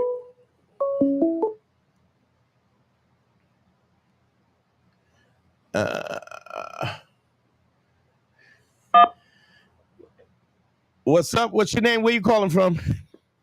What's up, Dante? It's Ben from Boston. How you doing? What's up, Ben? How you doing, bro? How's everything? Good, man. Things are going good. I've been listening for the past half an hour. Yeah. And from what I'm been gathering is that humans are the only in the animal kingdom every animal really it's always the guy who approaches the woman, so it comes natural to everyone to just do this work. But then all these guys and myself calling in, listening to this program, are trying to figure out what should come natural to us. Anyways, do you know what I'm saying? It's almost getting in our own way. Well, yeah, absolutely. I think we get in our own way, but I think you also have to think about the fact that the whole idea is the social. There's a social construct. You know what I mean? Like the social construct, monogamy, marriage, relationships, fidelity, all of those things, paternity, all of those things are culturally. Those are cultural things, right? That we have developed through animals time. do that? Are humans do any other animals do that? Stay Absolutely. One? Here's a great book you can read that kind of deals with that stuff. There's a book called Sex at Dawn. Really good book. Kind of deals with Ryan. Yeah, by Christopher Ryan. It's a really good book. Yeah. I actually did his. He actually did my podcast years ago. came to my house and we interviewed him and stuff. It was dope. It Nice. Is it on the Patreon? Yes, it is. It is on the Patreon. Good deal, man. I'm not sure which one, but I know it's there. It is absolutely there. Christopher Ryan, definitely on. He came to the house and everything. I really worked hard trying to get him on, and because the book was so instrumental to me. But you got to understand that there's this social construct that we exist. Like, so one of the things that Christopher Ryan talks about a lot of times is like the whole idea of paternity and possession didn't happen until maybe 10,000 years ago. It's when we started farming, because man had his plot of land, right? And that plot of land became his resources, and those resources had to go to his children, right?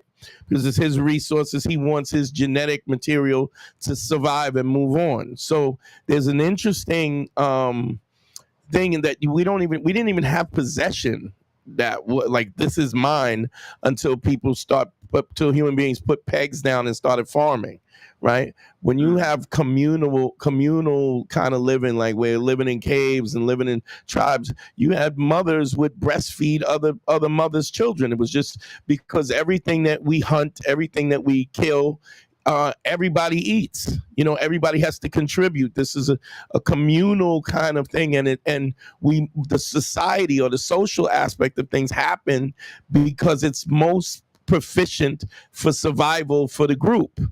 Then the minute you start to create plots and paternity becomes important and what's mine and my possession and stuff, and that's where everything changed. So, but what I'm saying is genetically, the desire to pursue, the desire to move our DNA to the next generation is still innately part of it's part of our instinct.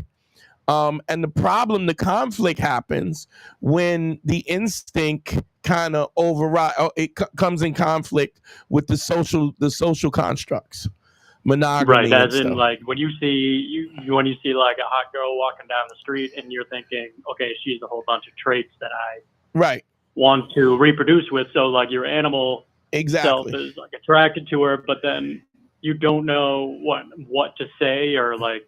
Well, one thing, thing has nothing to do with the other, but there is a definite kind of instinctual kind of thing that's going on, and when you recognize that, like for instance, I'll give you an example. You're going through a breakup, right? And you know how it's horrible and it feels horrible, especially if you're the one that's getting broken up on, right? The problem is not just a lot of times the person that you were with is trash. A lot of times you weren't even happy, but what happens is as mammals, what we do is we pair bond, right? You get accustomed to her smell, her taste, the tone of her voice. You get accustomed to the social aspects of being together. So even sometimes, if she's wearing makeup, lipstick, eyeliner, like a short, she's like showing off her ass. It's like you are wired to that, and like, you don't know like all the trauma, all the bullshit behind right. You're not thinking, but this is an instinctual thing that happens. It just happens automatically. But what I was going to say is that you can become accustomed to a trash relationship where leaving it becomes more painful to you than staying in a trash relationship. And so one of the things I try to explain to anybody that's going through a breakup, and I have this thing I say, getting over your girl is 5 pussies away. What I mean by that is you the first girl you sleep with is absolutely awkward. The second time it's a little awkward. The third time it gets better, and then by the 5th time you're like, who she? Because what happens is your body is accustomed to responding. You know her. You know the taste of her pussy. You know how she smells. You know how she feels. This is all familiar to you. And because it's familiar to you, it becomes a situation where you're accustomed to, and you have to go through. You gotta reboot the computer, and the way you reboot the computer is by getting up under somebody else. So is that 5 different pussies or just five? Yeah, 5 different ones. 5 different ones. No, it's gotta be 5 different ones. Oh, that'll get you. I mean, 5 different ones in a row will get you. You will be over your relationship immediately. So, okay. Yeah. So yeah, man. So what I was getting at was just how I feel a lot of the stuff is very natural when you're trying to learn game. It's I mean, humans are evolved to fuck and then reproduce. But but also understand. You got to take into consideration that there's a social aspect of this that's what you're teaching. Yeah, culture. And so I'm teaching both. I mean, I'm aware of that instinctual drive, but the what you're doing is like, you used to, like we when you get 2 lions, right? The lion mounts the lioness. You know what I mean? Like he's not asking for consent. I mean, consent is something that we have developed in the context of society, civilized society. So, but what we also do is when you see a plant and you see a bird and he puffs up his plumes or dances or chirps or what, it's all what they've learned ways to communicate this. And what I'm teaching is you ever see 2 giraffes, like a male giraffe courting a female giraffe? It's really weird, you know. But I mean, if they fuck up, then the female might be like, no. Like, yeah, right. If you don't know the dance, and you don't know how to fluff, it is. And so what I'm saying to you, and what I'm saying in essence is, we have to learn the social dynamics, because the social dynamics, not only that, but the social dynamics have changed. I've heard so many times, guys, you can't even say nothing to a woman. You can't even talk. Man, I've never stopped talking to women. I definitely have adjusted in the way I approach and so on and so forth in the context of, but I would say this, my intent was never abusive, and my intent was never exploitive, right? And even if my intent was exploited, it was clear that was my intent. Was I never misrepresented myself, and because of that, you don't end up in these problems. The only problems you have is when you start lying, if that makes sense. Yeah. Yeah, because then she can choose if she wants it and does not want. She can choose anyway. I mean, you can force her, but I mean that is illegal. You know what I mean? And so we have to learn how to walk that tightrope in a way and still be assertive without being a creep, if that makes sense. Right. Yeah. I just didn't want to say that. I mean, I know we're going to get going, but I didn't want to, just say that we are still animals and that we. Oh, absolutely. Cannot, we have to live that drive, and it's very natural to just talk to women like every day, and then like you should, because you're attracted to them. So what's stopping you? I'll give you an example. Your nature. If you understand, a lot of people don't understand evolution, right? There's a book called Why Evolution is True that I just finished. Was amazing in terms of how we, how animals and life forms have adapted and how that works, and understanding that. Absolutely. I mean, it absolutely helps you out in terms of if you're a person who's like a big picture person who needs to understand the wider scope of how this works to be able to validate your own actions. Then it's a good book. It's called Why Evolution is True. Check it out, man. I appreciate you calling, family. Yeah, man. Have a good night. All right, bro. Later. All right, peace. Oh man, thank you so much, everybody, for sticking it out with me. It's been dope, man. A lot of people on the live. Thank you all, everybody, for the callers. Thank you, Dimitri, for the cash app. Don't forget DanteNero.com. Click on consult. You see it down here. Right here. Check out the Patreon, Man School 202. Real quick, don't forget to like, subscribe, and share and all that good shit. I appreciate you. One-on-one consultations, DanteNero.com. Hit the cash app is up here. Yo, I love y'all, man. GYBB, get your balls back. WWDD, what would Dante do? Sexual Revolutions being podcasted. I love y'all, man. Peace. We out of here.